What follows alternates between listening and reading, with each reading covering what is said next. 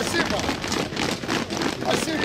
Закрили Європу, полетять до Криму. Росія та Білорусь обговорюють авіасполучення з окупованим півостровом. Про це заявив самопроголошений президент Олександр Лукашенко на нараді з питань співробітництва з Москвою. Він наголосив, що профільні міністри його незаконного уряду вже отримали наказ розробити авіарейси і похвалився, що Білорусь має власний санаторій в Місхорі. От тільки дістатися туди через санкції України та Євросоюзу не може. Тому звернувся по допомогу до Путіна.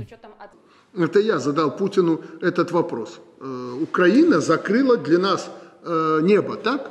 У нас есть и свой санаторий в Крыму, куда люди всегда ездили, летали и так далее. Сейчас закрыли небо. И я Путину сказал, я прошу тебя, ты подумай, как нам попасть в Крым. Сегодня я хотел бы задать вопрос Зеленскому. Ну, а при желании полететь в Крым мне как сегодня? Только через Россию. Поэтому мне придется президента Путина попросить, чтобы он как-то меня отвез в Крым.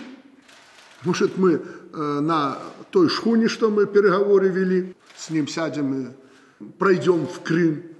В Міністерстві закордонних справ України слова Лукашенка вважають провокацією та спробою легітимізувати окупацію Криму. А в разі, якщо диктатор налагодить авіасполучення з українським півостровом, санкції буде посилено, наголошує заступниця очільника МЗС Еміне Джепар.